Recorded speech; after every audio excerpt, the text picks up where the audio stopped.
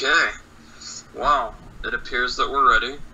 So, for anyone who might listen to this, which will probably just be us and maybe some of our relatives and probably Jason, we're ready to record the third episode of our debate podcast, which is modeled on Screen Junkies movie fights, which if you haven't watched, you should watch because it's a really fun show.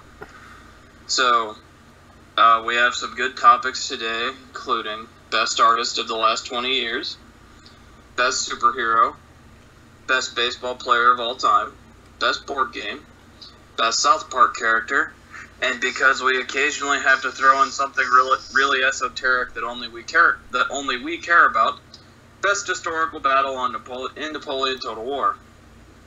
I don't really have much else. I think we're probably ready to get right into it. Yeah, I think so. So do we just want to do them in order, or do we want to start with the advantage questions? I'm good either way. Yeah, I don't really care. Okay, we should just do them in order then, Yeah. so that we'll both be kind of into it and ready by the time we get to the advantages. Yeah. So how the advantage works is this is something new they introduced on movie fights recently, and we kind of liked it. It's that each one of us has a topic that we have a lot more knowledge about than the other person. So we call that our advantage. We get to pick first and we get to argue first for whatever it is. If we win that round, we only get 1 point. If the person who had the advantage wins the round, they only get 1 point. If the person who is fighting at the disadvantage either wins or fights to a tie, if they win, they get 2 points. If they fight to a tie, they get 1 point. And ties happen here because we don't have a judge. We just decide amongst ourselves. So, yeah, it is what it is. Yep.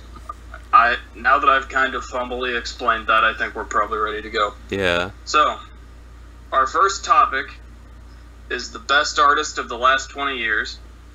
And how we defined this was, neither one of us picked a band. We both picked individual artists who have done a lot of interesting things with bands, and part of our argument for why they're the best will be because of the work they've done with bands. So I'm arguing for Alex Turner, and if you don't know who Alex Turner is, he is the lead singer / lead songwriter / I think occasionally lead rhythm and mostly rhythm guitarist for the Arctic Monkeys. The Arctic Monkeys are a British band who came to prominence in the mid-2000s. So the reason I'm arguing for Alex Turner is because when you look at Alex Turner's career, pretty much everything he's done at this point, he's pretty young. He's not much older than we are. I think he's only like 28 or 29 maybe. He might have just become 30, I don't know. He's had success with every single thing that he's done. Like the Arctic Monkeys have had 5 really successful albums. All of them have gone #1. 2 of them won the Brit Award for Best Album of the Year. Their debut album, Whatever People Say I Am, That's What I'm Not, and their most recent album, AM. He won a Mercury Prize with the Arctic Monkeys, which is an award for Album of the Year. He's released 2 albums with The Last Shadow Puppets, which is his collaboration with his friend Miles Kane. Both of them have been really successful. Both of them have gone to #1 in the charts in the UK. And he's also had a successful solo career, even though he hasn't had as much of a solo career as some other artists you could argue for. He released the soundtrack to the movie Submarine, which was a movie that came out about 5-6 years ago. And that was really successful and charted pretty well. So I think with Alex Turner, you have a lot of success and almost no failure.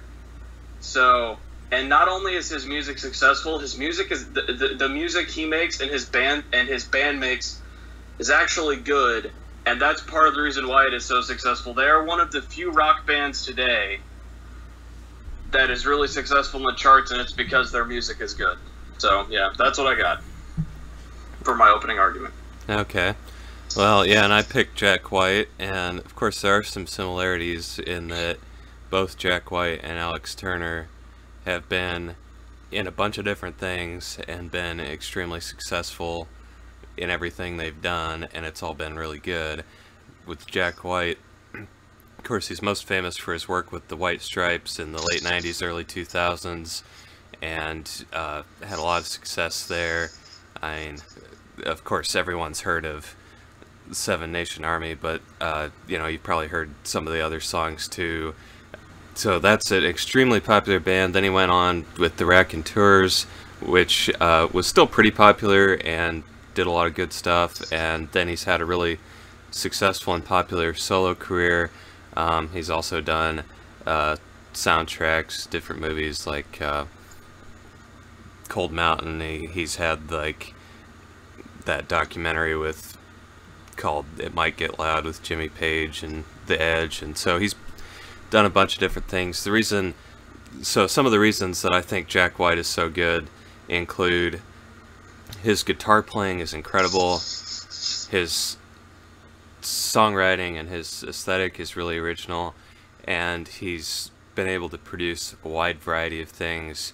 You know, he can do really hard rock, he can do kind of poppy ballads, he can do deep blues or like modernized folk songs, and he's just always pushing the boundaries of, you know, what can work in this rock setting that he's carved out for himself, and the results are always just really good and really compelling. Okay, I would have to disagree that everything Jack White does is good and compelling, because other than Steady as She Goes, a lot of the Raconteur stuff is not very inspiring to me. Like, yeah, you can tell that Jack White's fingerprints are all over it, but that band really wasn't that great. Jack White's solo stuff, I mean, I might not have listened to all of it. I bought the album Blunderbuss. That wasn't very inspiring. I didn't like it, and I'm not as big of a fan of the White Stripes as you are, but I do like Jack White, and I do really like his guitar playing, and I thought Blunderbuss was terrible. Yeah, he's done some movies and some soundtracks and stuff, but he's probably best known, or his most famous soundtrack is the Another Way to Die song for Quantum of Solace, which is just terrible.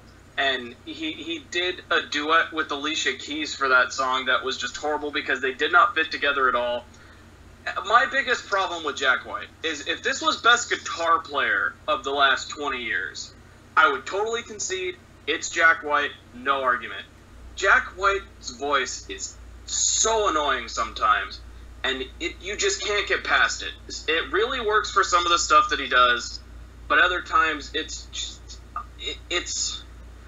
sometimes it sounds like fucking nails on a chalkboard. And you said that Jack White can do all of this wide range of stuff really successfully. Alex Turner can also do that. If you look at the Arctic Monkeys' career, with whatever people say I am, that's what I'm not. They started as almost like this garage-sounding punk rock band who just came out, blasted you in the face, everything was really high energy. You listen to that, you want to go out, you want to fucking conquer the world. Second album was like that too, but, you know, it was mellowing out a little bit. The third album, Humbug, was this really mellow, like, slow rock. It was influenced by Josh Homme by Queens of the Stone Age because he played on the album and he helped produce the album. And you could tell they were changing. It wasn't as successful. It still went #1, but there's a lot of good stuff on there. But probably most of the misses in their career, at least songs that I personally don't really like that much as a big Arctic Monkeys fan, are all on that album, because it's probably like half of it's really good and half of it's kind of forgettable. Suck It and See, they're changing to like more ballady, and it works really well. That whole album is great. And AM is like in your face hard rock and just a mix of ballady. There's some pop on there. So yeah, Alex Turner can do everything. The same with the Last Shadow Puppets. Their first album, pretty in-your-face, punk rocky. It has the similar aesthetic to the first two Arctic Monkeys albums. And then the second Last Shadow Puppets album has a similar aesthetic to the later Arctic Monkeys albums. So yes, he can do all of the things you're describing that Jack White can do, and he's shown over his career with the various bands that he's in that he can change his musical style and he can still make it work. And his voice is really good. His guitar playing isn't as good as Jack White's. But again, if it was best guitarist of the last 20 years, I couldn't argue with you. That's easily Jack White. But we're not arguing best guitarist. We're arguing best artist in general. I think Alex Turner is a better artist in general.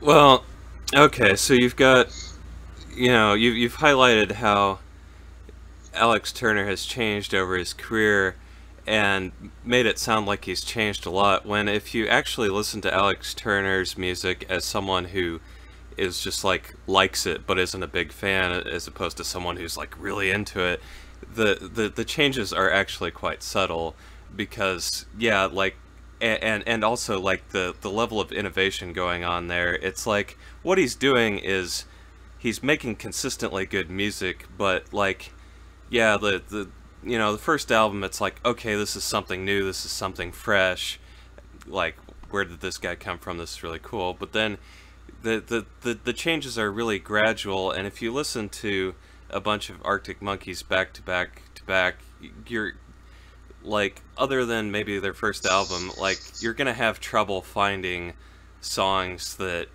stand out, and it just gets more and more that way until you get to like AM, where it's like pretty much every song sounds the frickin' same. It just, like, he gets kind of more middle of the road, samey sounding, but still good throughout his entire career. Like, the thing with Jack White is he might have some things that don't work, but what I like is that he's just always pushing the music in new directions and seeing what you can do with it. And so you might get a few things here and there that don't work, but over and over again you're going to be surprised by, like, wow, this guy is doing some really interesting things that, like, I would not have expected. I mean, like, just recently he released a collection of, like, the acoustic works from throughout his career, and, like, those often take a back seat when you're listening to the regular albums, because, you know, the harder driving, louder rock songs, like, kind of overpower your listening experience when you're listening to the full album. But, like, when you select out those acoustic works, it's like, wow, these are really good too, because he, you know, he can do that subtle acoustic work but still have that kind of intense drive laced through it like Jack White has. You know, you listen to, like, something like Carolina Drama by the Raconteurs, and you're like, you know, this could just be like an old folky ballad, but, like, Jack White is making it so intense. You know, I feel it feels just as intense as, you know, something like Ball and Biscuit, but even more so, because there's, like, a lyrical story going on there. And, like, you know, he does these wild things in his shows. Like, he had this show on Austin City Limits one time where he came out and played with his normal band and just totally tore the place up, and then halfway through the show he switched to this, like, all-female band, and he changed the lights to blue, and he had, like, a, you know, one of the women was playing electric violin, and it just, you know, just totally changed up his aesthetic, and it was, like, even better. It's like, you know, just, he's just constantly pushing and doing things that are unexpected and that musically surprise you, which is what I want from a great artist. And so even though he has some things here and there that don't work that great, like, overall, that's what makes it work for me. And then also, as far as his voice, like, yeah, his voice, especially on some of the really early White Stripes albums, like their debut album, it's pretty damn harsh there. And, like, he learns how to sing better as his career goes on. So, but, you know, like, he's made a voice that most people would think isn't very good work consistently well throughout his career, because he understands, he's learned how to write songs for that voice, and then also he's got this great guitar playing talent as well. So, you know, he's taken that instrument that isn't that great and turned it into something that still really works in his style. Well, you say that everything on AM sounds the same, and you say that the changes in the Arctic Monkeys music is subtle. You can't listen to the first Arctic Monkeys album, which is just in your face, crazy, balls to the wall, as loud as you can get, rock, punk, a wide variety of shit, whatever you want to call it. And then listen to their third album, Humbug, and say the changes between that first album, which is just in your face, all the fucking time, loud as possible. We're just like four guys in their 20s who want to play our instruments loud, and it works. To the third album, which is like this really calm, mellow, we're exploring ourselves, we're being introspective, we're kind of taking it too far, but it's still a pretty interesting vibe what we're doing. You can't say the change between that and that is subtle. And you say, well, Jack White's kind of molded songs to his voice, and you say, oh, well, Jack White is doing all of these interesting things that kind of fit with what his aesthetic does. Well, I would rather have someone who maybe changes a little more subtly but consistently produces good music than someone who will change rapidly from one thing to another thing, and what they were doing in this one aesthetic was pretty good and I liked it and I wish they would do more of that, to now you're doing this and this is just terrible. It's like, I don't like artists who change just for the sake of change. If you can change and you can still make it work, that's fine, but if you're changing to the detriment of the music that you're producing, I don't like that. And you could argue that Jack White does that a lot, and I don't really find that new and interesting when an artist is changing just for the sake of it and producing stuff that I don't like or doesn't work for me. So, and I think Jack White does that a lot. So, and yeah, that's what I got. I think change for the sake of change doesn't make you a good artist. And yeah, you say, oh, well, he's pushing what he can do musically. Yeah, if you're pushing what you can do musically and then producing bad music doing that, then how's that positive? Well, yeah, I mean, it's or not so much bad, but uninteresting.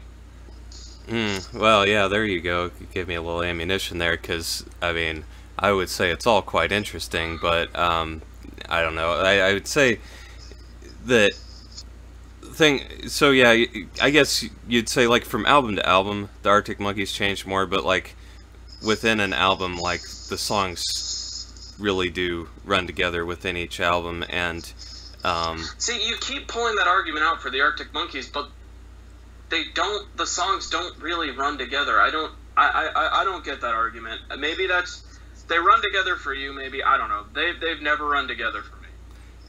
Each song is distinct, and the songs that do run together are the songs that are like one storyline running through the story of what that part of the album is trying to tell, so it's almost supposed to run together in like one coherent line. And then that's just me. I view it differently than you do. But this goes back to our whole argument of, I like albums that tell a story, and you like albums that are more just a collection of good songs that don't really have to fit together in any other way. And then the other thing I'd say is that, you know, even though they have had the talent to remain good throughout their career, like I think their albums have become consistently, gradually less interesting, and it is remarkable that they're still producing good albums, but like the fact that they have gradually become less interesting does make you worry that they are going to peter out over time, whereas with like Jack White, since he does have these highs and lows all over the place, like that gives you more confidence that, you know, there's going to be high highs again, there's going to be some lows here and there. Like, you don't really know what to expect next, whereas just kind of, you know, with the Arctic Monkeys, you're running into this thing where like the rate of change and the rate of you know, the rate of change is becoming less, and you know, you're not really getting improvements, you're just getting more stuff that's like pretty good because you already like the band. And so like with Jack White, I'm like excited to see like what's he gonna do next, whereas with the Arctic Monkeys, it's like, yeah, I want some more Arctic Monkeys because I like them, but I don't really expect them to do anything that exciting and new. Whereas like with Jack White, you don't know, and so you might get something that you're like, okay, I get what he's doing here, it's interesting, but it doesn't quite work for me. Or you might get something where it's like, holy shit, this is amazing. And then, you know, also, if you see like a live performance by Jack White, he's gonna, like, even if it's music that, you know, you might not buy the album, it's still gonna blow you away live, just because the sheer intensity of his performances even now, and he's like changing things up and doing things unexpectedly, like you know, as a live performer, he's thrilling even when he's doing stuff that you might not want to like listen to over and over again as an album. Okay, well, I think those work as your closing thoughts. My final thought, and I'll keep this brief. With Alex Turner, he consistently produces music that I like and that I want to listen to. And he consistently produces music that a wide variety of people like and want to listen to. I would rather have an artist who can consistently produce music that I like, even if after a while it just is like, oh, you're making the same album? I don't care. As long as I still like it, that's fine. To me, an artist doesn't need to try to do a bunch of crazy shit or change what they're doing just for the sake of changing what they're doing. The Arctic Monkeys and Alex Turner, over his career, have changed in interesting ways.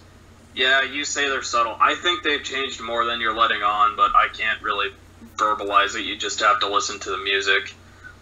So, I get your point with Jack White, and it all just comes down to a difference of opinion between what each one of us likes in music. I like artists who can change, and I like artists who can do interesting things, but I don't want an artist to just change for the sake of change. And to me, I feel like Jack White does that a little bit too much. So with Jack White, I'm not consistently getting things that I know I will probably enjoy. Whereas with Alex Turner and all of his various projects, I am consistently getting things I know I will enjoy, and to me that is more important.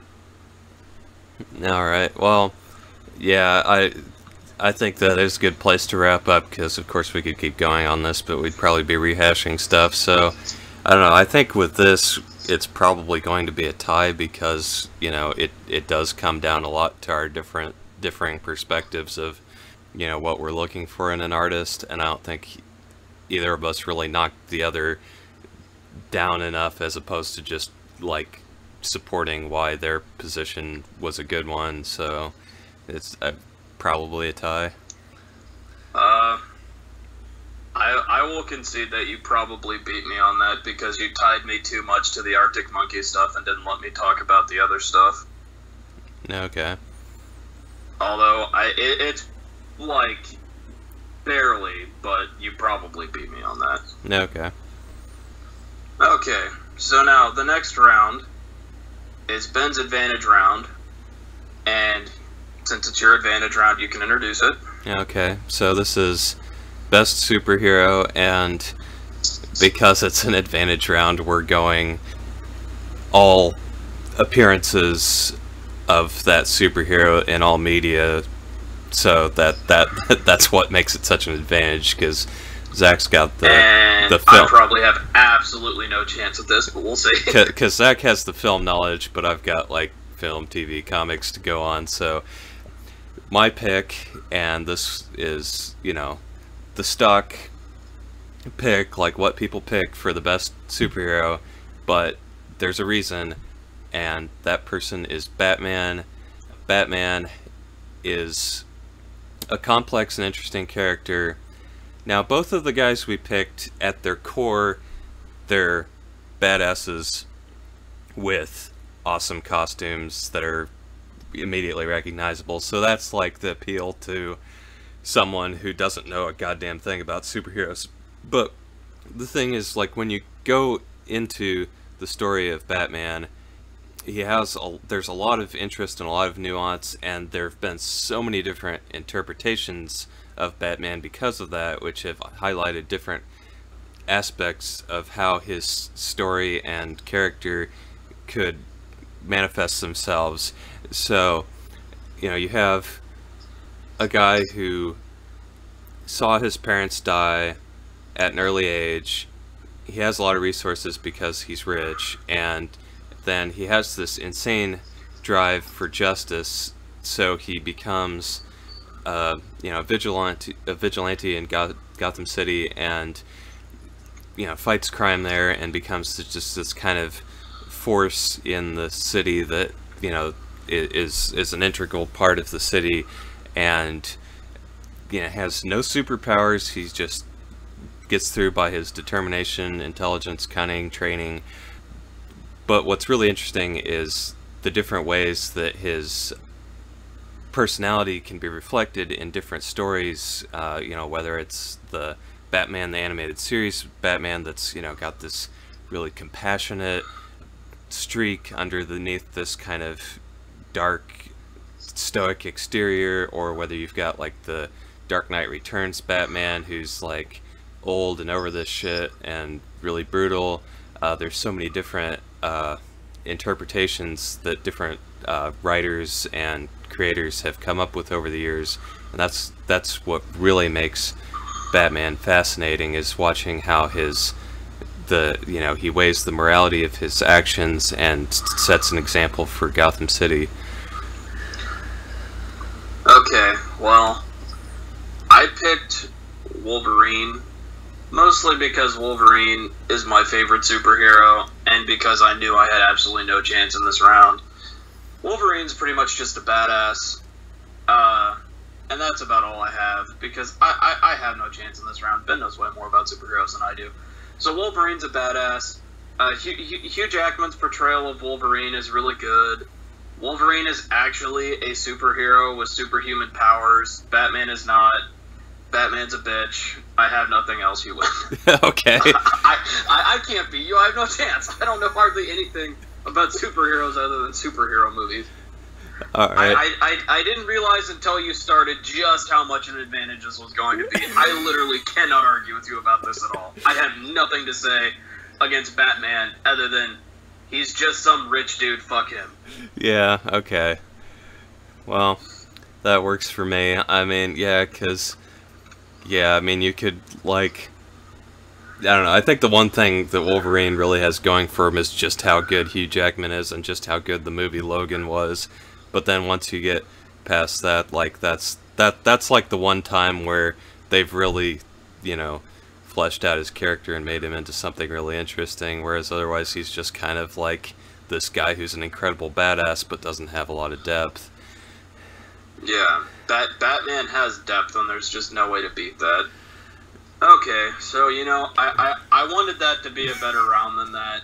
You at least got Ben's good opening statement. I was ineffectual. I apologize to all the people who won't listen to this. That was terrible. Alright, so hopefully I'll put in a better performance in this round. Hopefully I will.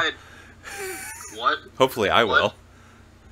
Well, you actually have a pretty good chance in this round. Last round, I had no chance. Yeah, okay. This round, this is my advantage round, and it's the best baseball player of all time. And we picked this as my advantage because even though Ben is a pretty big baseball fan now, I've been a baseball fan pretty much my entire life, whereas Ben just started watching baseball like the last 5 or 6 years. Well, since you got to college, right? So last 6 or 7. All right, so my pick, and earlier in the summer I did a list of the top 50 baseball players of all time, according to me. My pick for the best baseball player of all time, this man came number 1 on my list, and that man is Willie Mays. And the reason Willie Mays is the best baseball player of all time is because he is the best all-around baseball player of all time. He won a World Series with the Giants in 1954. Everyone remembers that great highlight of him making that catch in center field against the Indians off the bat of Vic Worth at the Polo Grounds. He could do everything. He hit for a ton of power. He had speed. He played great Gold Glove defense. He was the first member of the 300 homer, 300 steals club. He has 660 career homers. He had over a 300 career average. He has over 3,000 hits. Yes, he only won 1 World Series, but he was playing for a Giants team that it had the talent, but it could never quite get over the hump. But he still has won a World Series, and he's the best all-around baseball player of all time. So when you look at it, if you look at Willie Mays' all-around stats compared to anybody else, he is the best all-around baseball player of all time. And, someone could say, oh, well, Barry Bonds has better stats. Well, Barry Bonds' stats are a little bit inflated by some less than savory things that he did during his career. You can't really say that about Willie Mays. It's Willie Mays all the way. Okay, well, yeah, this is going to be a tough argument for me because I don't have, like, as in-depth a baseball knowledge to go on, but yeah, there's only a couple guys who could really compare to Willie Mays in terms of their how good their careers were and the impact they had on the game. And basically it's either Babe Ruth or Barry Bonds. Barry Bonds, you have the steroid issues, and so that makes it hard to argue for him. Whereas Babe Ruth, who I picked, is, everyone knows about the 714 home runs, the 342 career average, the 1164 OPS career.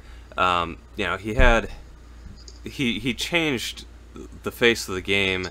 He basically, when he hit 29 home runs in 1919, and everyone was like, holy shit, no one's ever done this before.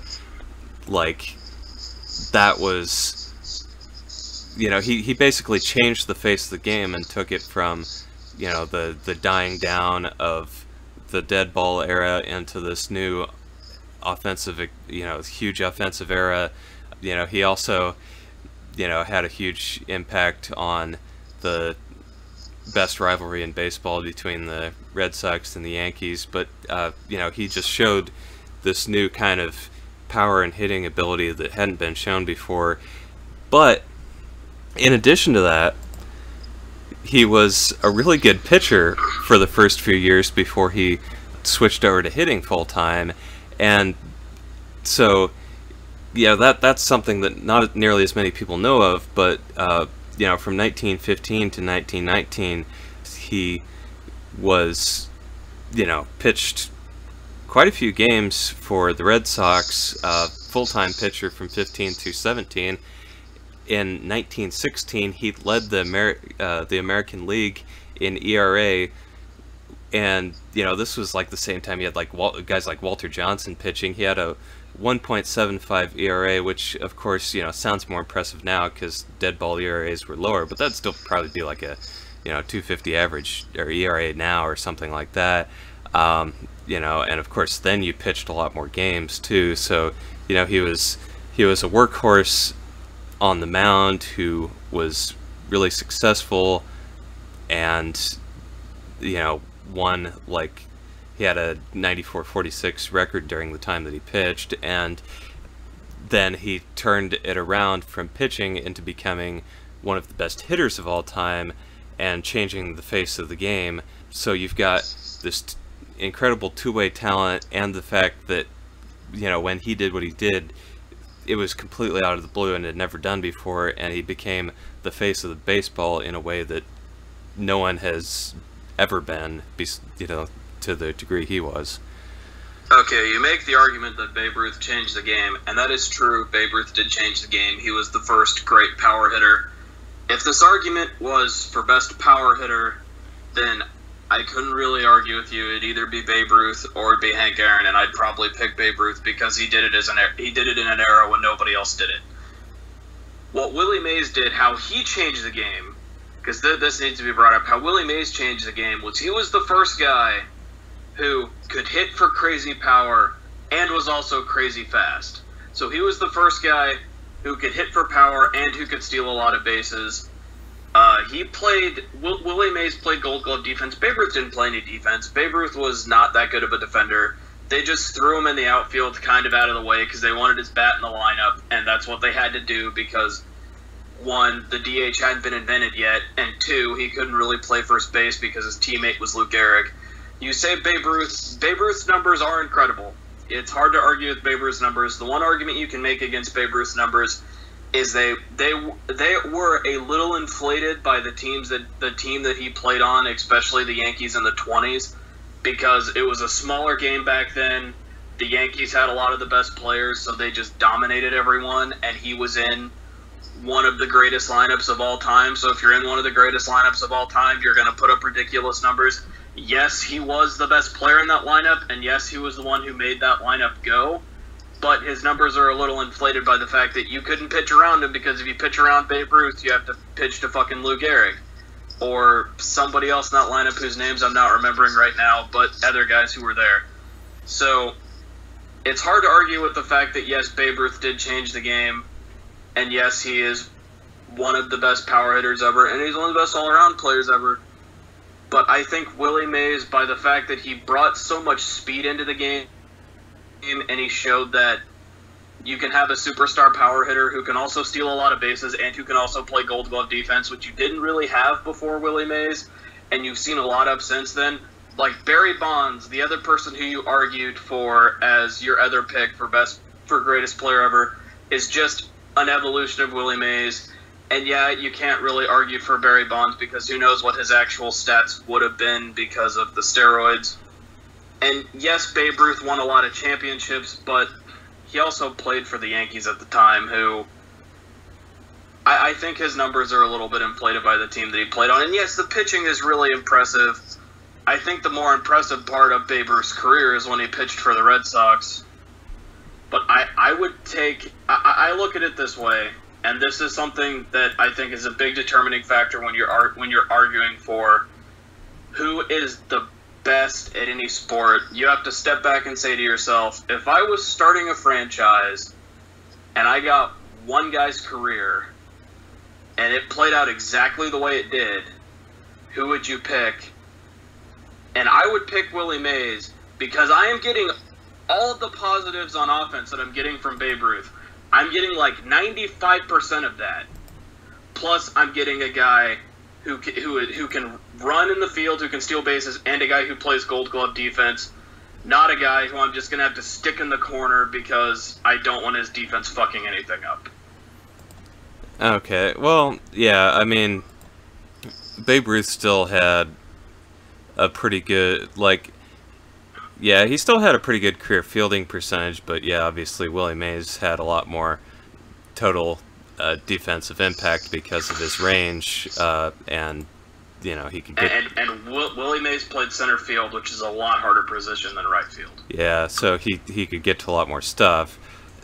Okay, so a couple things that I wanted to mention about Babe Ruth, just because I think this is really impressive. So, you know, in addition to his years pitching with the Red Sox, where he was really hot, he had like a total of 5 games started during his time with the Yankees, where he's probably just like an emergency spot start or something like that. So this is pretty amazing. He had a game started in 1930 and a game started in 1933, so he was 35 and 38. The first one of those, he hadn't pitched in 9 years, and he threw a complete game and got the win in both of those. So, like, even though you can't extrapolate too much from that, it's still pretty impressive and gives you an idea of what, you know, he could have been. Still, like, potentially a Hall of Fame caliber pitcher, and yet he turned it around and became one of the greatest hitters of all time. So, you know, even though Willie Mays was the more physically and athletically capable player, like, Babe Ruth had to master two things where you both needed incredible physical power, but also needed to have this incredible, you know, mental ability in order to, you know, because both hitting and pitching are, you know, just as much mental as, you know, or probably more mental than physical. And, you know, it's incredible that he was able to master both in his career, and with hitting become one of the greatest of all time with that skill. Okay, I think I'm deciding what to say, so if you want to go with your closing argument, go ahead.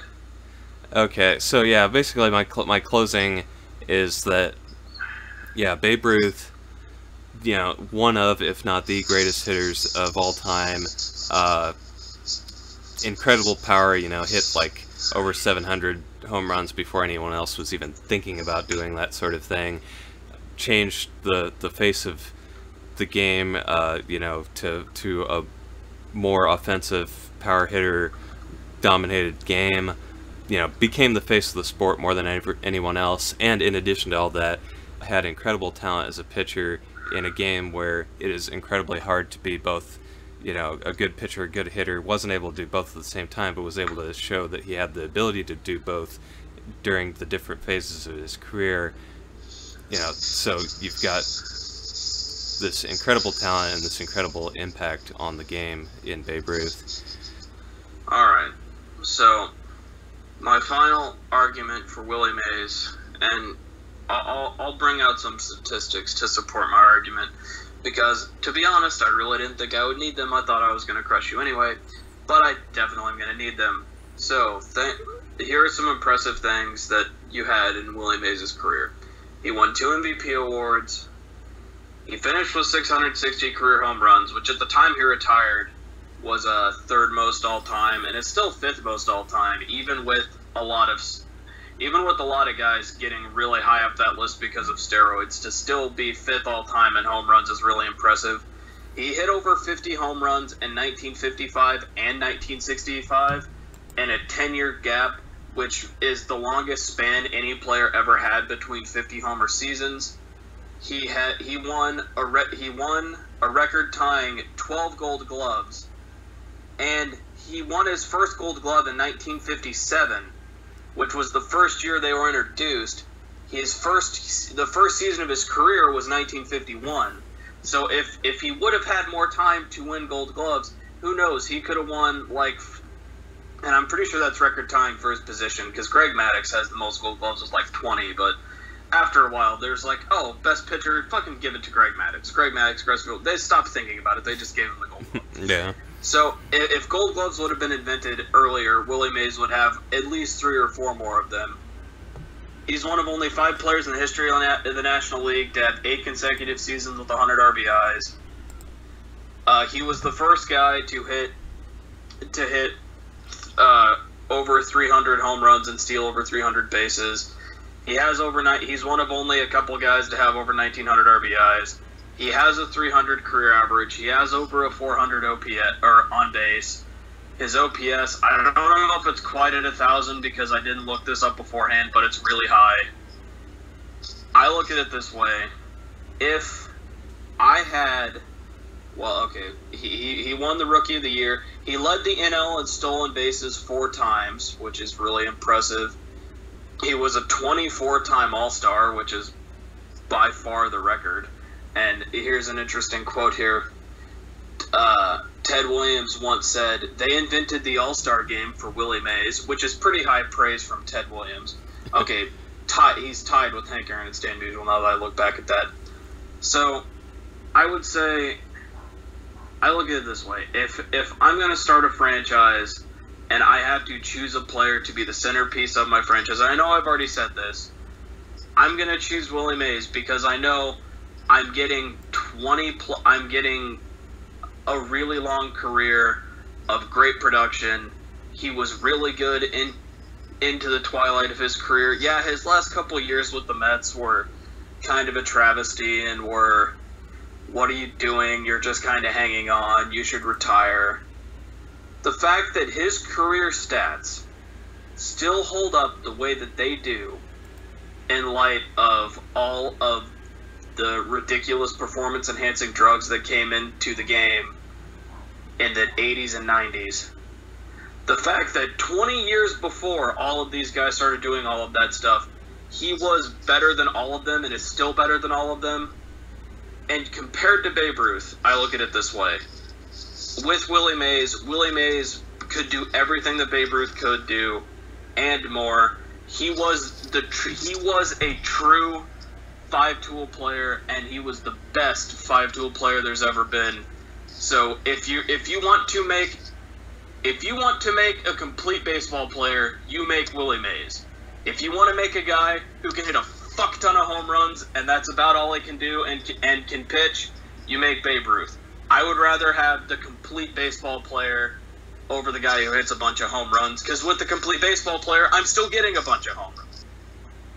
Okay, well, yeah, I already made my closing argument, so yeah, the only thing I'm gonna say is, Babe Ruth was incredibly consistent through until the twilight of his career as well, but yeah, that's the only other thing I wanted to make sure I got in there. So yeah, I guess now it's just time to hash out who won this round. I think it was, yeah, a lot closer than either of us thought it was going to be, because we both really supported who our player was well, but I think you did a better job of knocking down Babe Ruth than I could with Willie Mays, just because there wasn't a lot I knew to say against him. So I think you probably get the slight edge there with the combination of your who would you start a franchise with argument and your, Ruth was buoyed by the rest of the Yankees lineup argument. But yeah, it's pretty close, but you probably won just because you had a little more to knock Babe Ruth on. God, I should have fucking researched that because you had me on the ropes until the very end. Yeah. Well, yeah. I really thought I could just walk in there, use the knowledge I already had, and just crush it. So that was pretty impressive. I think I probably just barely won, but if that was judged by somebody else, they might have said, oh, that was supposed to be your advantage and you didn't do better than that. Fuck you, the other guy beat you. I will totally accept that I won that because I'm currently down 2-1, but that was way closer than it should have been for that being my advantage round. Yeah, I know. I mean, it really could have gone... Yeah, because that was, like, the only round I actually significantly prepared for, because I was like, okay, I need to look up these stats to go on this, and the only way, like, the thing that Babe Ruth has that is really interesting is the fact that he was a really damn good pitcher in addition to being a really good hitter, or an all-time great hitter, so, like... I was like, okay, I need to actually look up and memorize these stats because they are really fucking impressive, and if I bring that to the table, I'm at least going to be able to put up a really strong fight. Okay, so after that, our next argument, and for those keeping score at home, Ben is currently winning 2-1. Our next argument is for the best board game. I chose a game that a lot of you have probably never heard of, but it's a game that we've both played a lot, and that game is Carcassonne Hunters and Gatherers. Now, the Carcassonne Hunters and Gatherers is based on a game called Carcassonne, which is a tile-laying game produced by, I think it's Klaus von Teuber, maybe? Or Teuber might have been the Catan guy. I don't know. It was some German guy who made it. I don't remember what his name is. It's a fun game. So then they made this different version called Hunters and Gatherers, which has a little bit more simplified the rules a little bit to make it really fun and really easy. And it's one of those games where you look at it and you say, and when you look at it initially, you might say, oh, there's not much to this, you're just laying tiles. But when you really get into it, it's pure creativity, and there aren't really any barriers to entry to playing Carcassonne, because the rules are easy to understand, and once you get going, and once you realize everything that you could do, then it's a really fun game, and you can get really competitive with it, you can get really creative with it. It's a great game to play one-on-one, so I think just based on it's every fun thing you would want in a board game, plus it's just pure creativity. I think Carcassonne Hunters and Gatherers is the best board game. Okay, and so for my argument, I picked Scrabble, and full disclosure, like Carcassonne Hunters and Gatherers is also one of my favorite games. So, but and full disclosure, I had first pick this round, so that's why I got Hunters and Gatherers. But Scrabble is like right up, like on that level for me too, and of course, Scrabble's much more widely known, so I probably don't have to explain too much what it is, but for anyone who just isn't in games at all, it's, you have this board that's kind of a grid and has, like, some of the squares have little bonuses that you can get for landing on them, and then you basically play words, you draw 7 tiles, and then you play words, so it kind of ends up looking like a crossword puzzle at the end. But then you get points depending on like how rare your letter is and whether you land on any bonus tiles. So it's an extremely simple game. It's like there's basically no barrier to entry, because as long as you like know words, then you can play the game. But it has for such a simple game, it has layers and layers of you know, like the farther the better you get at it, it still is really interesting because, you know, no two games are going to be the same. You're always going to have, you know, different word combinations, so the character of the game can change from one play to another. There's, you know, just getting the strategy, like, you can play someone who's really strategic about it versus someone who's not, and it'll still work. But if you want to be, you can be very strategic about it, about, you know, how you place your letters and, you know, going after bonus tiles and stuff like that, or bonus squares. And you have, so you have a game that there's very little barrier to entry. There's a lot of strategy involved if you get into it, but you don't have to play strategically to still, you know, be fairly good and have a good time with it. And, you know, it plays a different way every single time you play it. Okay, you brought up a good point about Scrabble, which is that the game is different every time you play it. And the same thing is true of Carcassonne Hunters and Gatherers, because how the gameplay works, and I probably should have explained this better, but how the gameplay works is there's this one single starting tile, and then you each lay a tile to build the map around that tile, so every time you play, the map is going to be different. And you say Scrabble doesn't have any barriers to entry, or has very few barriers to entry. I would argue that Scrabble actually does have more barriers to entry than you're letting on, and that is that something that can be really frustrating playing Scrabble, and it's not so much frustrating if you're playing someone who's better than you, because, you know, I'm a super competitive person, but Scrabble's not a game I'm, like, super competitive with people at, especially if I'm playing you at Scrabble. I'm not super competitive because I know you're going to fucking kick my ass. But what can be really frustrating about Scrabble is if you're playing with someone else who also isn't very good at formulating that long of words, then the board just gets tied up and it's not any fun for anyone. Or if you're playing someone who, their deliberate strategy is to tie the board up so that everyone has to play short letters, then it's not any fun either. Something that Scrabble has also that Carcassonne doesn't have is, in Scrabble, the worst thing in Scrabble is when you're playing with somebody, and this isn't you, and this isn't me either, but I know this is a thing because you've described, I can't remember if it's like your aunt or whatever that does this, that will play bullshit words that are only a thing because they are in the Scrabble dictionary, and when you call them out on it, they will argue with you until you're blue in the face.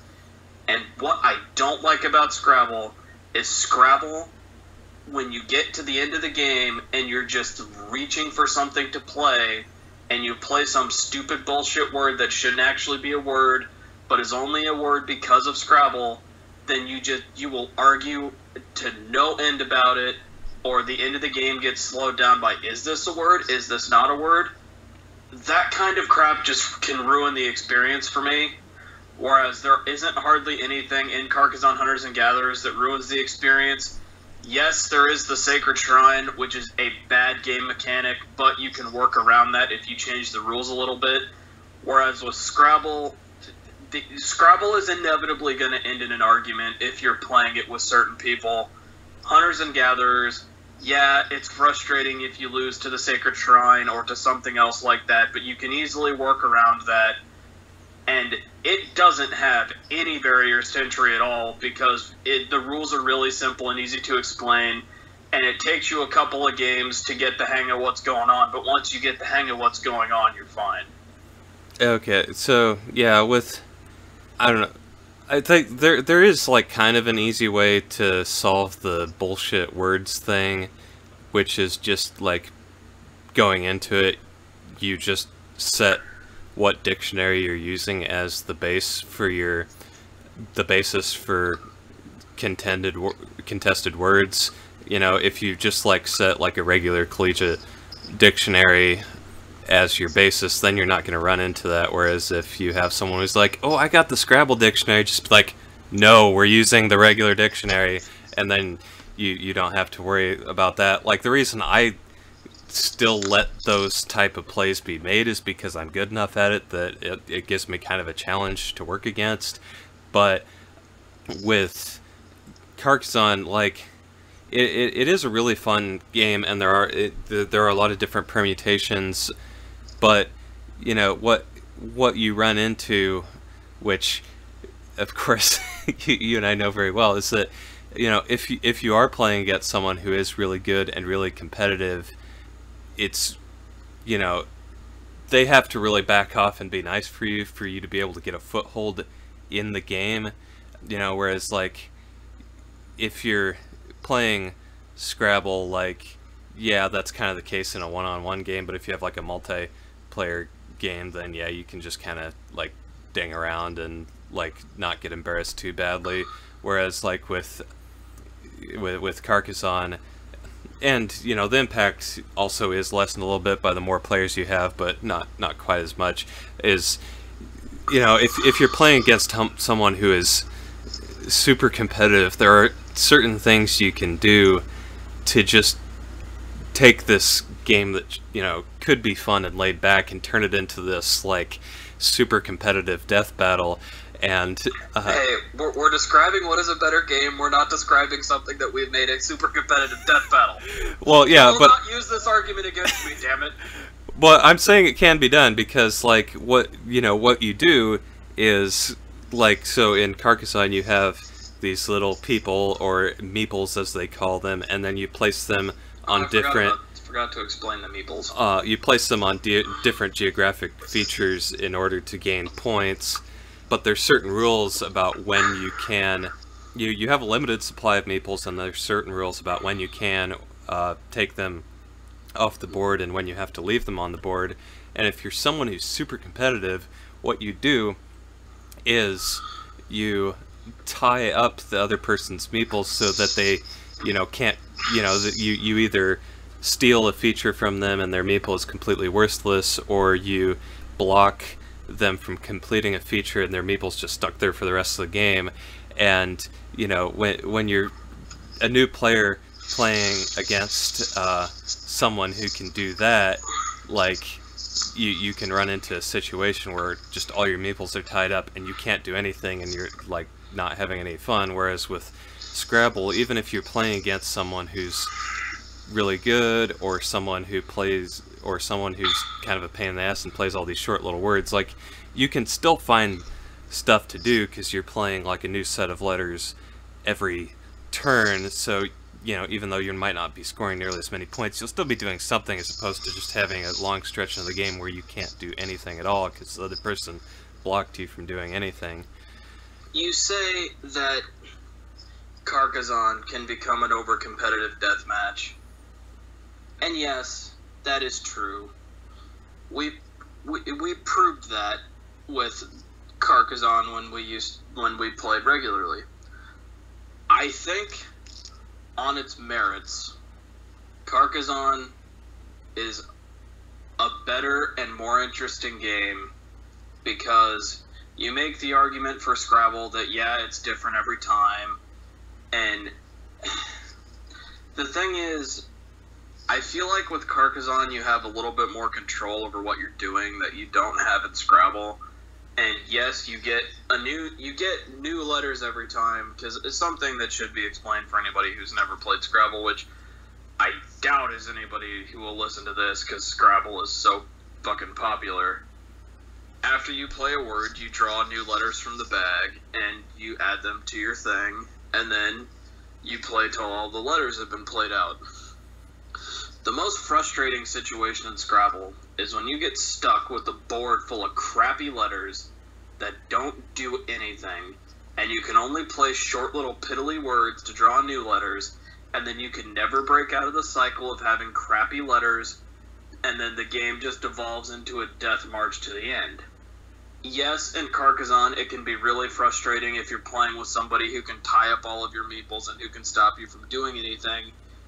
But on every turn, even if you won't be able to do anything with the tile that you're playing, you at least get to play a tile that affects the game in some cool or interesting way.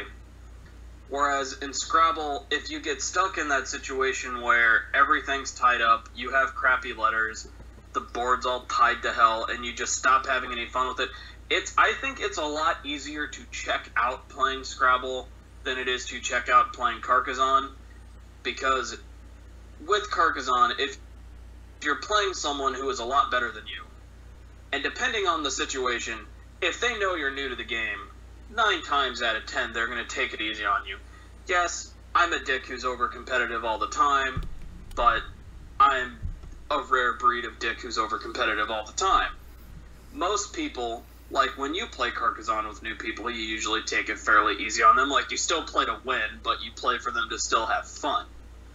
I think, like I've already said, with Carcassonne, you have more control over what you're doing.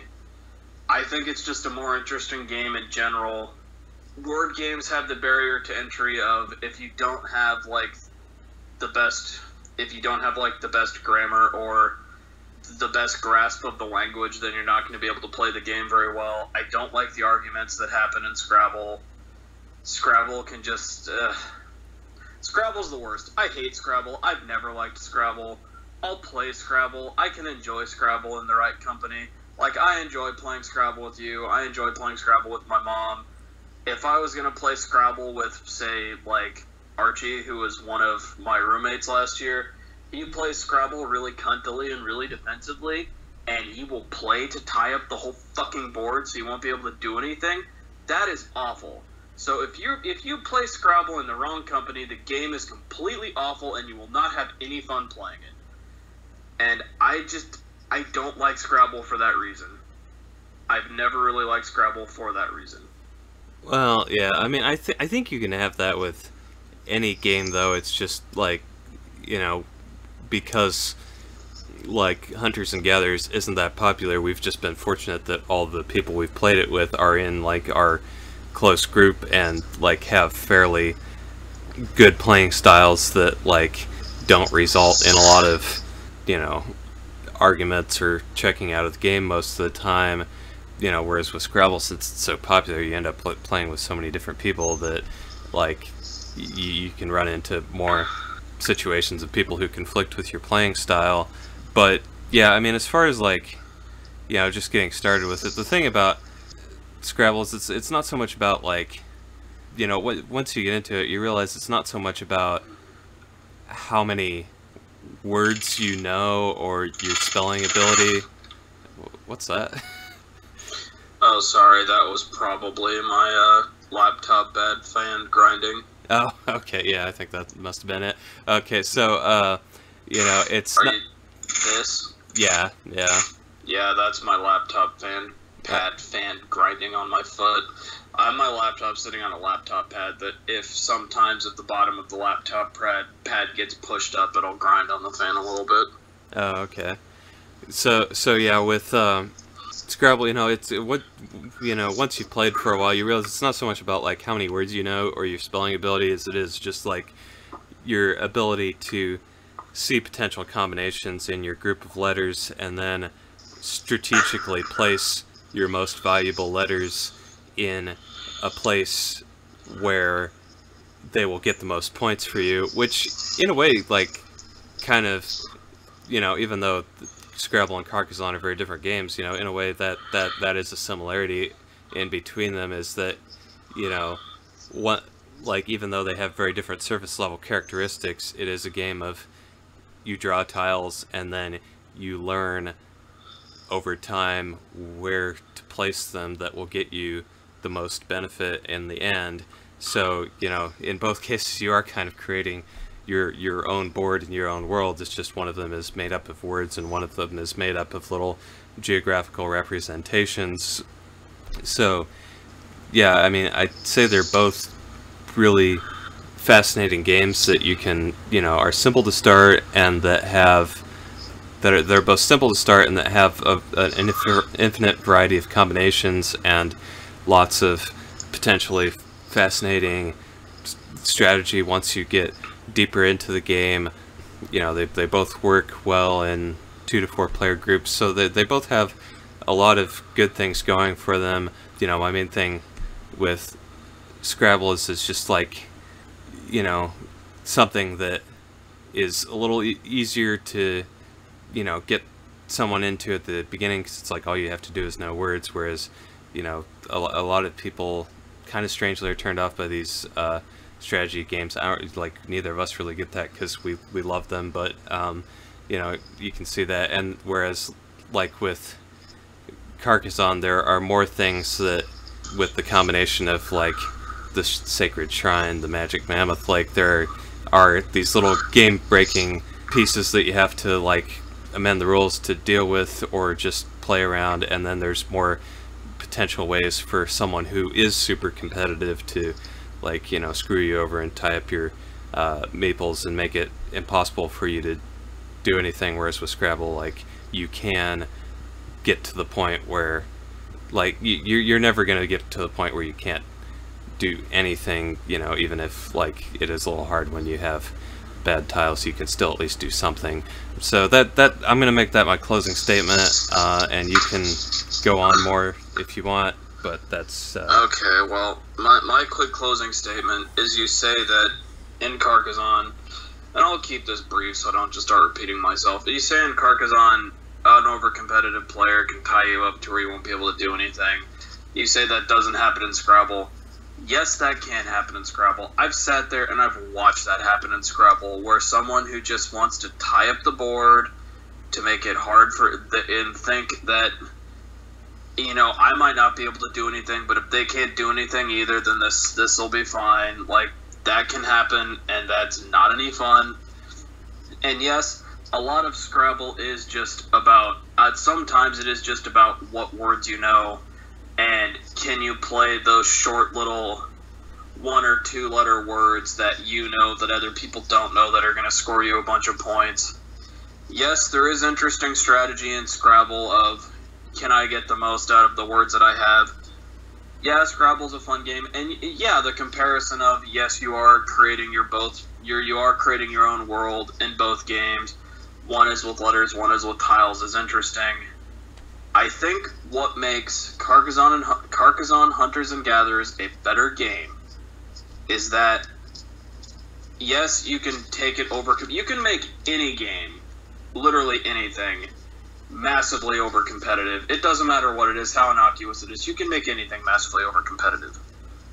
I think if you're just trying out a new game for the first time, you will have a better experience playing Carcassonne Hunters and Gatherers, because on its surface, it's a really fun, creative game where even if you don't really know what you're doing, you can still have fun building out the map. And even if you're not playing it competitively to try to win, you can still just kind of piddle around and be like, oh, hey, it would look cool if I built this feature, or it would look cool if I built that feature. And by the time you're done with the game, one of the funnest parts of the game is just seeing how the map ended up and seeing, like, why was this built this way? Why was this built that way? Why did you go here? Why did you go here? And yeah, there's a lot more to the game once you figure out all of the in-depth strategies, but I think on its surface, it's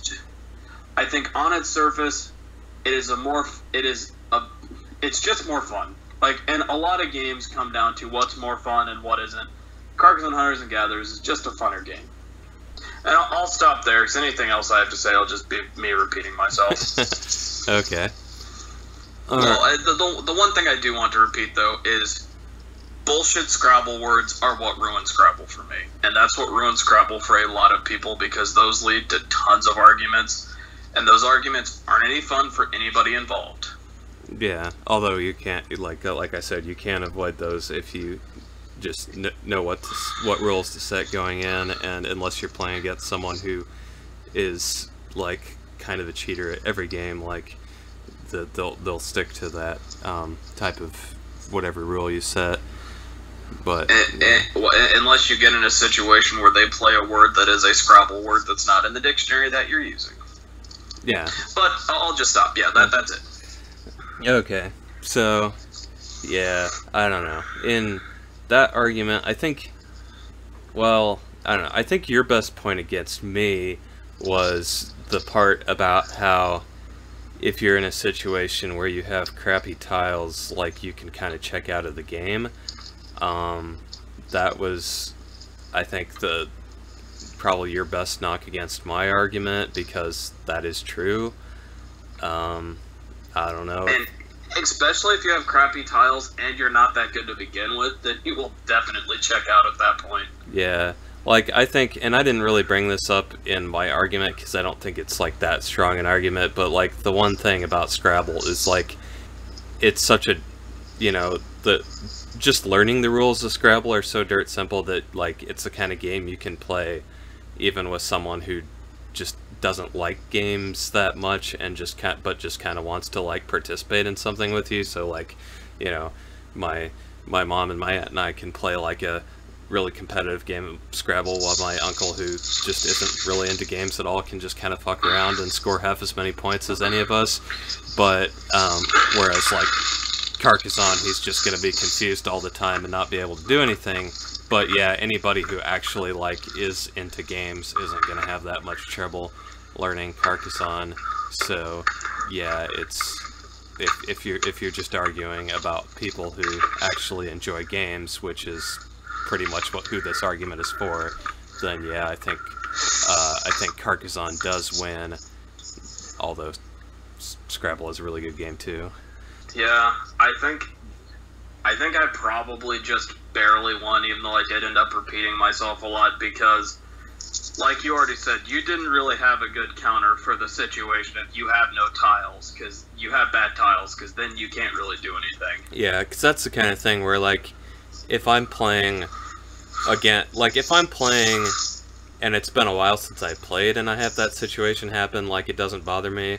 But if I'm playing and I've played the game a lot lately, or I'm not in that great a mood, then yeah, I will check out, despite the fact that I really like Scrabble and I am really good at it. Like, the only reason I don't check out most of the time is because I know I'm good enough that, like, I could come back and win it anyway. But, like, when I was a kid and I wasn't very good, like, if I had bad tiles, yeah, I would check out of the game at that point, totally. Whereas, like, Carcassonne, because I enjoy seeing, like, how the map builds, like, even if I'm getting my ass kicked, I won't check out, because it is kind of fun to see how it plays out. Like, I can see, like, somebody checking out if they just get their ass kicked over and over again, but that's, like, a different, that's like a cumulative effect of a lot of games rather than the conditions within a single game. Same here. Like, when we first started playing and you were way better than me and I was getting my ass kicked, what was keeping me in those games and what was keeping me interested in the game was like, oh, it's really cool to see how you actually did that with the pieces that you have, and it's really cool that you can manipulate the map this way. And once I figured out how to do that, that's when it started getting really competitive. Yeah. Whew. Okay, well, despite not doing that well in my advantage, but barely you should probably make this best board games. That's probably been the best argument so far. Alright, so our next argument, the fifth argument, which I guess what we could do, since I don't really have that much to say about the best historical battle on Napoleon Total War, is we'll do this one as the fifth one. If there's a clear winner of this argument, we'll call it after this. If this one's a tie, then we'll go to the last one anyway. Okay. Because this episode's already been pretty long, even though you're going to get a cut out about, like, 10 minutes of this. Right. Alright. So, our final argument is the best South Park character. And I let you have first pick on this one, and you picked Cartman, so feel free to start arguing whenever you are ready. Okay. So, yeah, South Park, you have the show that's about these kids in 3rd or 4th grade during, you know, in this town of South Park, Colorado, and it's about all these crazy shenanigans that they get into, and, you know, they usually, you know, sometimes it's stuff in their community, sometimes they get tied up in world events, all sorts of great stuff happen. The humor is really vile a lot of the time, and it's great. There's a lot of great satire in it. Main characters, you have Stan, Kyle, Kenny, and Eric Cartman are, like, kind of the core 4 characters. So I picked Eric Cartman as the best character. That's probably, you know, it's the easy choice because Cartman is the most memorable character because of his, just what a vile, evil, awful kid he is. Like, that's kind of something this show does uniquely, is making this, you know, little 9 or 10-year-old kid, like, into this just horrible monster. So that's why he's memorable, but the reason he's the best character goes beyond that, because, you know, if you watch a lot of South Park, which I've watched a lot, you've watched way more than I have, you'll see that... I've watched probably an obsessive amount of South Park. Yeah. Just throwing that out there. Yeah.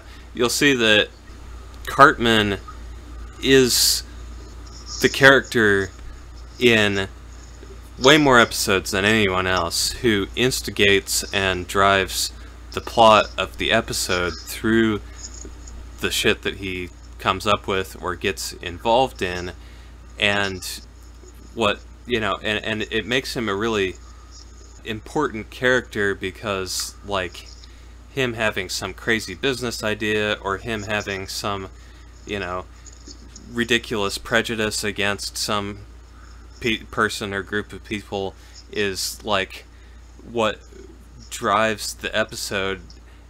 And then even though he's like, and it's interesting too because you have the dichotomy of him being like this really horrible kid in a lot of ways, but still being a kid and still being in a group of these friends, you know, just kind of by default.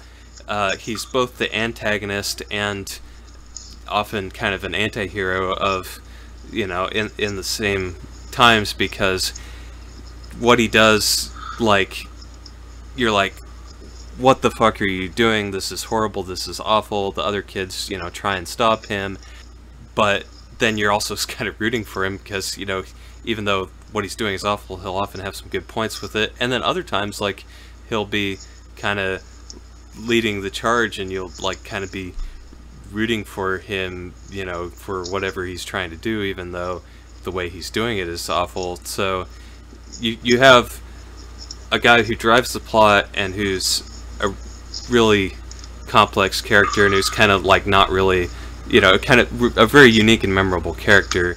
So that's why I chose Eric Cartman. Okay.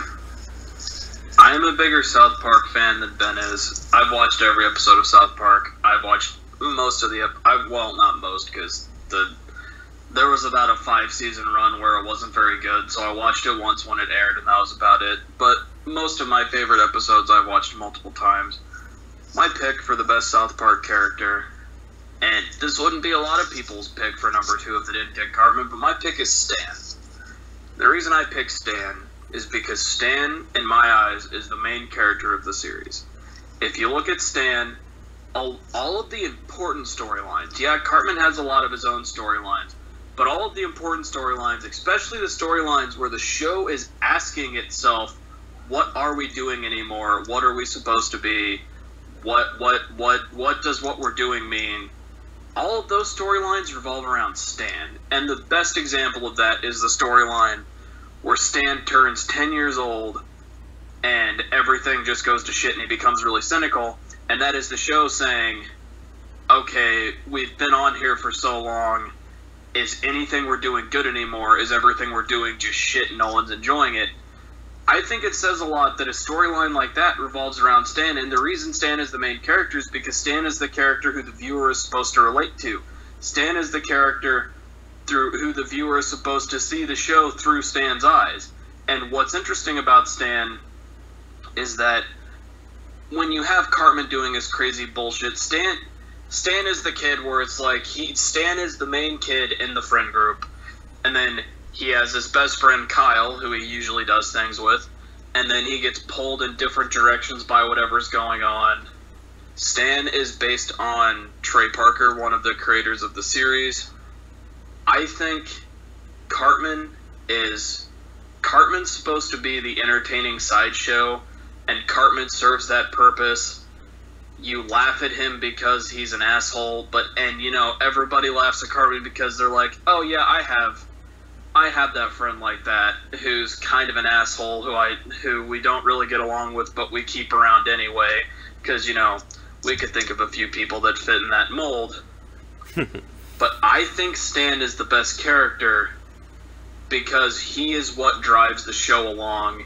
He is the character you are supposed to relate to. He is the character who you're supposed to see the series through his eyes. You do see the series through his eyes. and all of the conflicts of I'm getting pulled this way, I'm getting pulled that way, are various things that you feel Stan getting pulled in the different directions, and you relate to that of like, oh, I've been in this situation.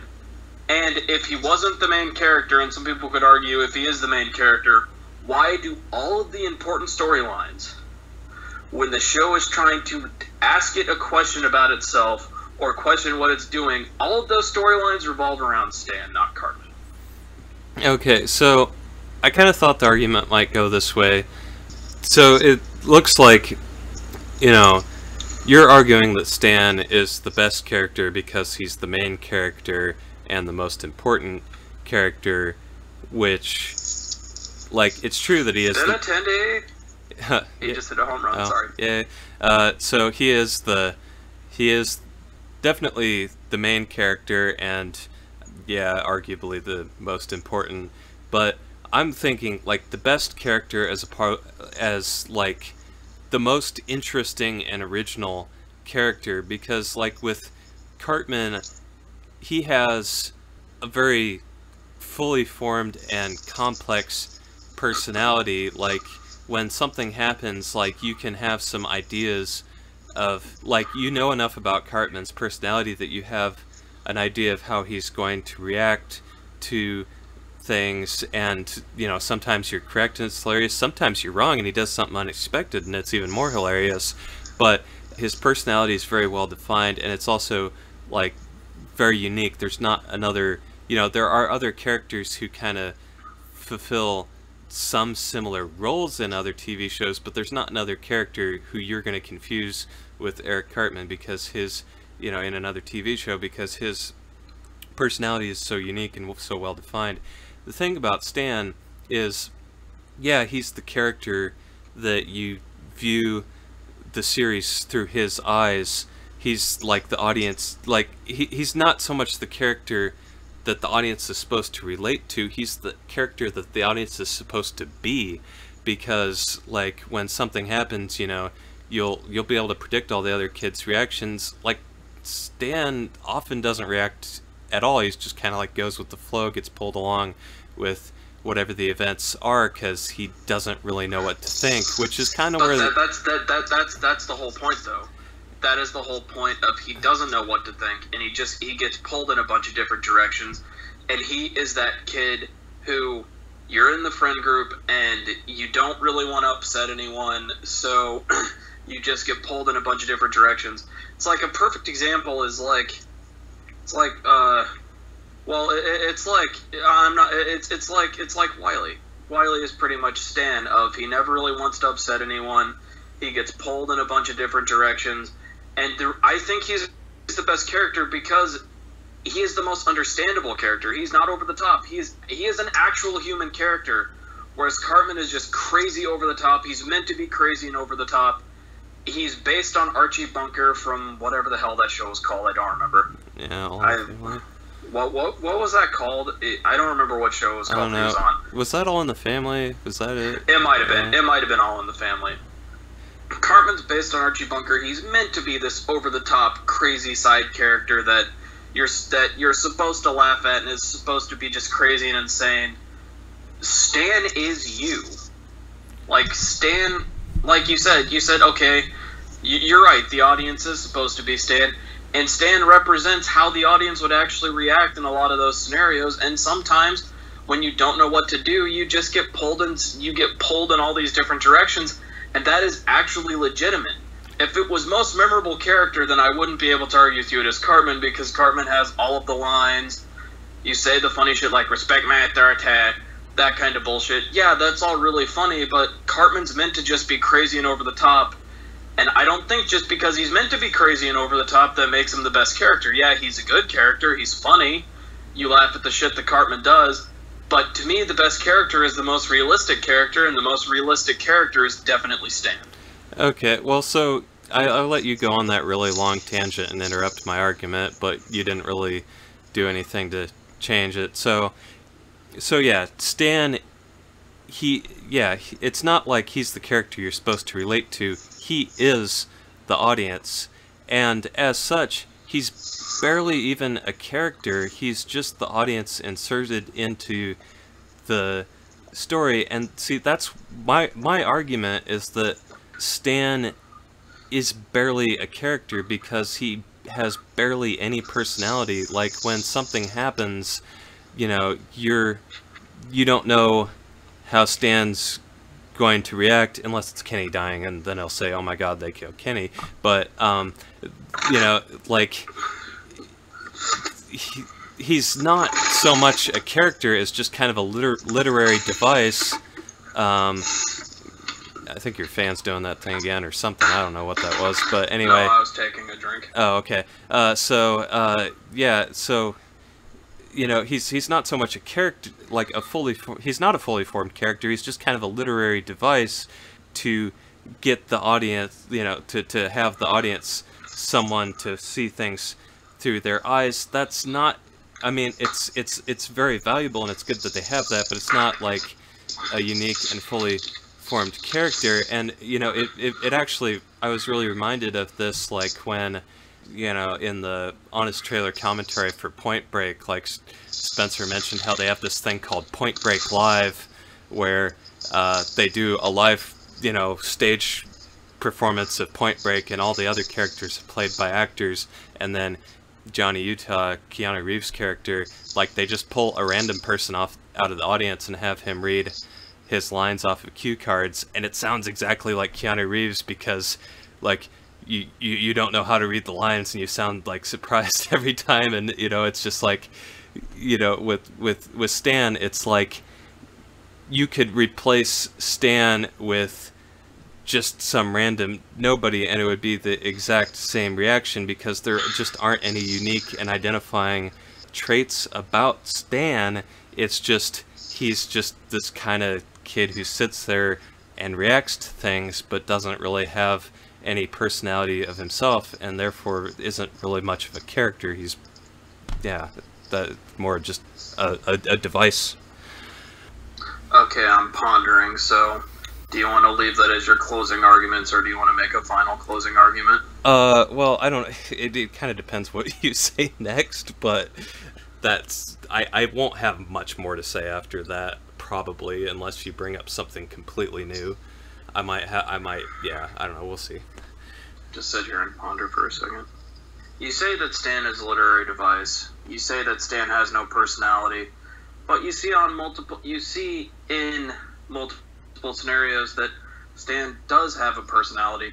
And I'm trying to think of a 100% concrete example to say this, because I want to actually have an example. It's like, okay, it's like, I'm not pausing because I don't have anything to say. I'm pausing because I need to formulate exactly what I'm going to say, because this is going to be tough. You're probably going to have to cut these long pauses out somehow. Okay. Okay. Trying to think here.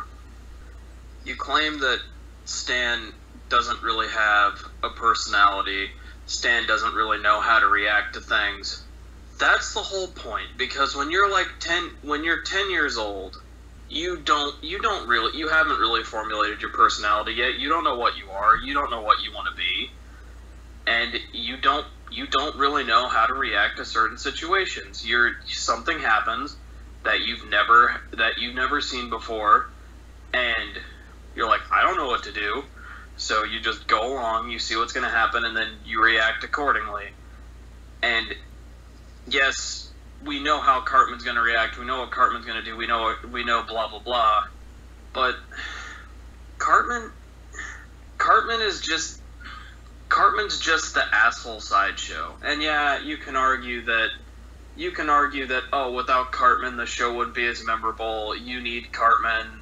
Cartman is the best character because he's the most memorable character.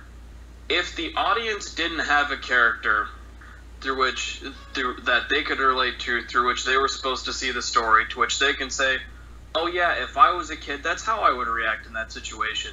Like when Stan and Wendy break up for the first time in the episode Raisins, and Stan's really depressed and sad, and you're like, you're in like a 4th grade relationship, what the fuck? And it's that he's too young to really know how to react to that. Or you get in fights with your friends, like when Stan and Kyle get in a fight during the Guitar Queero episode, and Stan gets in way over his head about something, and then he kind of fucks off his responsibilities because he gets really stressed out with what he's doing with how his life is going, and he doesn't know how to react to what's going on. Then he goes back and he makes up with Kyle, and they're friends again. And through Stan, or when Stan has the older sibling that just beats the shit out of him, and he doesn't know how to respond to that, he gets bullied by the older sibling. The whole point of Stan is that he has the life experiences that the audience has had, and I'm kind of repeating myself here, but I think if you don't have Stan, then you don't have anything to drive the whole narrative of the series. Whereas, you could replace Cartman with some other asshole, and you'd still have the asshole sideshow. And all that Cartman is the asshole sideshow. And if it was most memorable character, then yeah, it's probably Cartman. But I think Stan is a better character, and you say, oh, Stan has no personality. Stan has shown on multiple occasions that he has a little bit of personality, and the whole point is that when you're 10, you're figuring out who you are.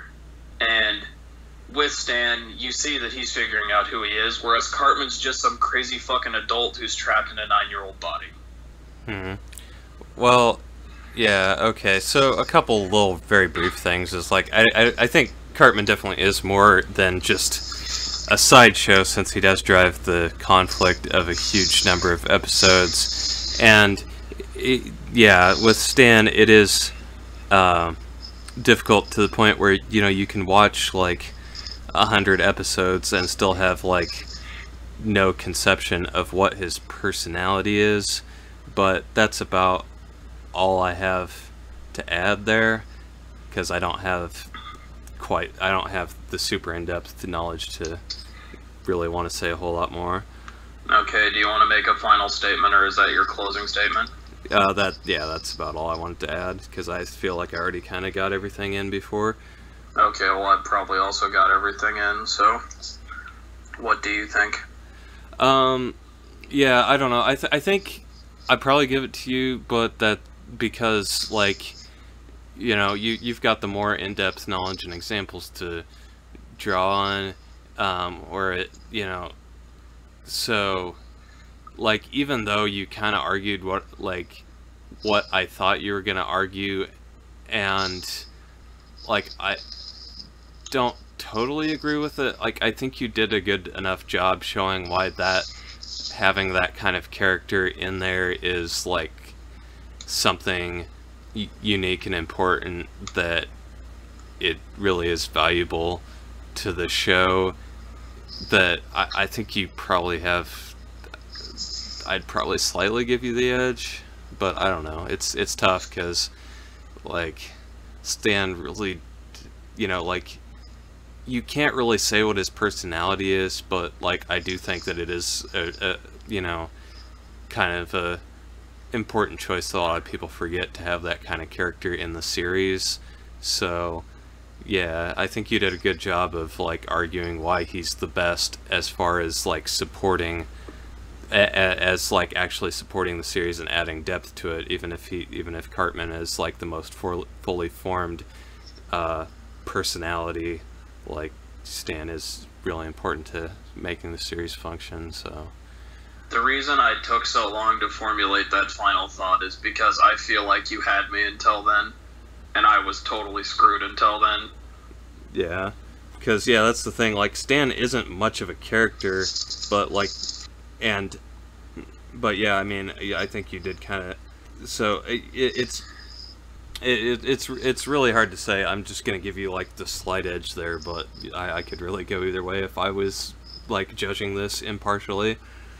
Okay, so on the scorecards, that would give me the win 3-2, but this was pretty much a tie because there's a very real chance that because I didn't do that well in my advantage round and just squeaked that by, that somebody else judging would have given that to you. Yeah. So, okay. Yeah. I think that was a pretty good episode. And we'll just call it a tie anyway, because you would have beaten me on that Napoleon Total War argument, because I had nothing to say for that. Okay.